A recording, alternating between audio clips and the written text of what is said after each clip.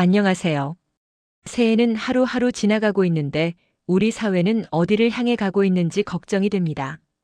우리 사회의 정의를 바로 세워나가는 진정한 방법은 과연 존재하는 것일까요?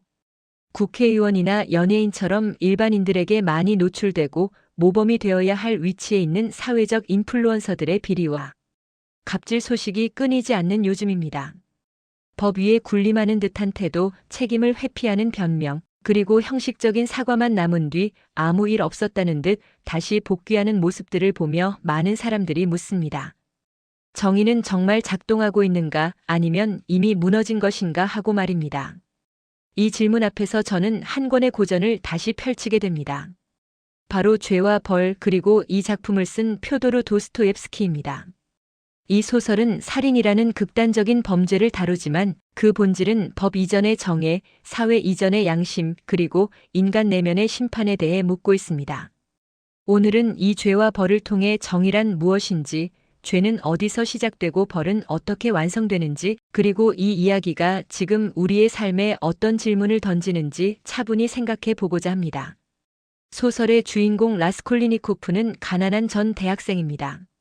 그는 자신의 가난과 무력감, 그리고 세상의 부조리를 끊임없이 곱씹으며 한 가지 위험한 생각에 도달합니다. 세상에는 평범한 인간과 비범한 인간이 있고, 비범한 인간은 인류의 진보를 위해 기존의 도덕과 법을 넘어설 권리가 있다는 생각입니다. 나폴레옹 같은 인물들이 수많은 희생 위에 역사를 바꿨듯 자신 또한 그 반열에 오를 수 있다는 오만한 확신입니다. 그는 이 이론을 증명하기 위해 고리대 금업자인 노파를 살해합니다. 표면적으로는 사회에 해를 끼치는 존재를 제거했다는 명분을 내세우지만 실제로는 자신의 우월성을 시험하고 싶다는 욕망이 더 컸습니다. 그러나 살인은 그의 삶을 자유롭게 만들기는커녕 오히려 깊은 혼란과 고통 속으로 밀어넣습니다. 라스콜리니코프의 진짜 벌은 감옥이 아니라 살인 직후부터 시작됩니다. 그는 끊임없는 불안과 죄책감에 시달리고 타인과의 관계에서 점점 고립됩니다. 자신의 논리가 옳다고 믿으려 애쓰지만 마음은 그를 배신합니다. 그러나 현실은 라스콜리니코프의 생각대로 움직이지 않습니다. 노파의 살인을 완전 범죄로 만들기 위해 노파의 동생을 우발적으로 죽이게 됩니다. 우발적으로 죽인 이 사람은 노파와 달리 라스콜리코프와 별다른 악감정이나 원한이 없는 무고한 사람이었습니다. 그렇기에 라스콜리코프가 노파를 죽일 때 댔던 논리와 주장들이 그녀를 죽일 때는 전혀 들이맞지 않았고, 이는 라스콜리코프가 완전히 자기 모순에 빠지는 계기를 낳게 됩니다. 이를 통해 죄는 한 번의 행위로 끝나지 않으며 인간의 내면을 잠식하며 삶 전체를 무너뜨린다는 사실을 보여줍니다. 소설 속에서 중요한 인물 중 하나인 소냐는 라스콜리니코프와 극명하게 대비됩니다.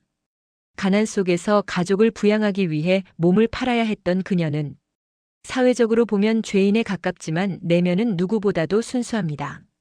소냐는 라스콜리니코프에게 죄를 부정하지 말고 고통을 피하지 말고 책임을 지라고 말합니다. 진정한 구원은 자신을 정당화하는 데서 오는 것이 아니라 죄를 인정하고 짊어지는 데서 시작된다고 믿기 때문입니다. 결국 라스콜리니코프는 자신의 범죄를 자백하고 시베리아 유형지로 보내집니다. 많은 독자들이 이 장면을 벌의 시작이라고 생각하지만 오히려 이 시점은 라스콜리니코프에게는 새로운 삶의 시작이 됩니다. 그가 법의 심판을 받아들이는 순간 비로소 내면의 심판도 끝나기 시작하기 때문입니다. 이 소설에서 벌은 처벌이 아니라 회복의 조건이며 고통은 인간을 다시 인간답게 만드는 통로가 되고 있습니다. 죄와 벌이 말하는 가장 중요한 교훈은 이것이 아닐까요? 정의는 법 조항만으로 완성되지 않으며 사회적 지위나 명분으로 면죄될 수 없다는 점입니다. 누군가 법망을 피해갔다고 해서 죄가 사라지는 것은 아닙니다. 인간은 결국 자기 자신으로부터 도망칠 수 없기 때문입니다. 이 지점에서 우리는 자연스럽게 오늘의 사회를 떠올리게 됩니다. 권력자나 유명인이 저지른 잘못이 흐지부지 넘어가고 법적 처벌 없이 복귀하는 장면을 수도 없이 보아왔습니다. 많은 사람들은 분노하지만 동시에 체념합니다. 원래 저런 사람들 세상은 그렇다는 냉소가 자리 잡습니다. 그러나 죄와 벌에서 우리가 알 수 있는 것은 본인의 양심은 알고 있다는 사실입니다. 법이 침묵할 때 양심도 함께 침묵하는가 하는 질문을 해봐야 합니다. 법정에서 무죄가 나왔다고 해서 자신의 양심도 무죄인지는 자신만이 알 수 있을 것입니다. 아니, 주위의 사람들도 알지만 그저 법의 결과를 어쩔 수 없이 받아들일 수밖에 없는 것이 현실입니다. 도스토옙스키는 사회 정의의 마지막 보루는 제도가 아니라 인간의 내면이라고 말합니다. 아무도 보지 않는 곳에서조차 스스로를 속이지 않는 태도, 그것이 무너질 때 사회 전체가 함께 무너진다는 경고입니다. 우리 삶에 이 소설을 적용해 본다면 반드시 거창한 범죄 이야기가 아니어도 됩니다. 작은 부정, 작은 갑질, 작은 자기 합리화가 반복될 때 우리는 점점 라스콜리니코프와 닮아갑니다. 나는 어쩔 수 없었다. 나는 피해자였다. 저 사람보다 내가 낫다는 생각은 누구에게나 쉽게 찾아옵니다. 하지만 그런 생각이 쌓일수록 마음은 점점 불편해지고 관계는 망가집니다. 그 불편함이 바로 벌의 시작입니다. 또 하나 중요한 점은 고통을 대하는 태도입니다. 요즘 사람들은 고통을 빠르게 제거해야 할 나쁜 감정처럼 취급합니다.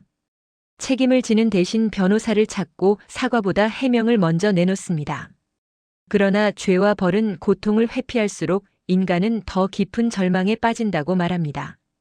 고통을 통과할 때에만 성장하는 변화가 시작됩니다. 이 소설이 우리에게 주는 가장 현실적인 메시지는 이것입니다. 정의를 세우는 일은 남을 처벌하는 데서 끝나지 않습니다. 스스로에게 엄격해지는 것, 자신의 잘못을 직시하는 용기, 그리고 책임을 감당하는 태도에서 시작됩니다. 이 과정은 느리고 고통스럽지만 다른 어떤 길보다 확실합니다. 지금 이 사회에서 정의가 무너지고 있다고 느낀다면 우리는 먼저 자신에게 물어야 합니다. 나는 얼마나 정직하게 살고 있는가, 나는 나 자신의 죄 앞에서 침묵하고 있지는 않은가 하고 말입니다. 지금 이런저런 변명으로 갑질을 회피하고자 하는 국회의원, 연예인들, 이런저런 핑계로 비리를 덮어보려고 애써는 장치인들은 각성해야 합니다. 군중의 외침에 무서워하지 말고 자신의 양심 앞에 무릎 꿇고 진정한 인간으로 다시 태어나는 것이 이 사회를 바르게 나아가게 하는 것임을 깨달아야 합니다.